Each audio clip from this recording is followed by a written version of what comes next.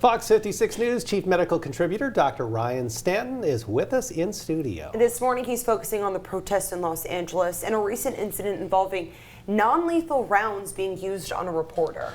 And you see all these things all the time and you hear about them, and they are better than traditional weapons with regard to safety to the public, but at the same time videos like this one are kind of a little unsettling at best. So non-lethal weapons are designed to control crowds without causing death, but their name can be misleading. These weapons can inflict serious, sometimes life-altering and even threatening injuries.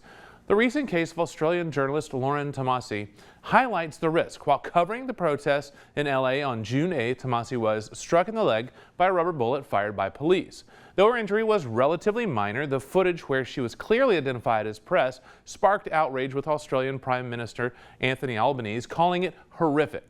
Rubber bullets, beanbag rounds, and pepper balls can cause a range of injuries depending on where they hit. Shots to the limbs may cause deep bruising, soft tissue damage, or bone fractures. But if these projectiles strike the head, neck, or chest, the consequences can be far more severe, ranging from concussions and skull fractures to internal bleeding and even death. In some cases, so-called less lethal weapons have led to permanent disability or even death. These non-lethal tools are integral for law enforcement, and most of us, including myself, are supporters of the blue and safe societies. The incident, though, involving Tomasi is a reminder that non-lethal does not always mean safe, and that stricter standards and accountability are required. You know, what we're seeing out there in LA is heartbreaking in many cases. Of course, this country based on the ability to protest, to peacefully protest, in these situations where you see that balance between law enforcement and protesters. But this type of situation, there are questions should be raised as what happened to raise that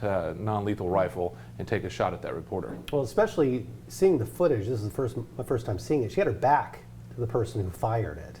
If she was wrapping the report, and right as she's wrapping the report, about to turn from the camera, you can see the officer pull the weapon up and take the shot. And it clearly takes her off guard, and I'm sure these things are meant to subdue and cause pain, because that's going to give the upper hand to the law enforcement to then control the situation. So it's one of those things that, you know, you don't want to take too much in terms of sides. I mean, there's a lot going on, and I want to support the police and those out there, but at the same time, there's that balance of trust, faith in law enforcement, and also in terms of citizens and behaving when you're out there in a protest.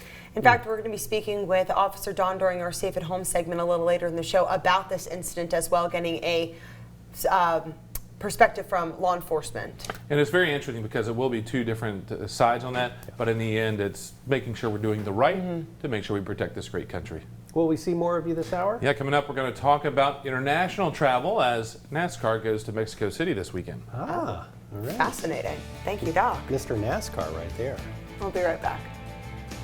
You're watching Fox 56 News. Our home, your news.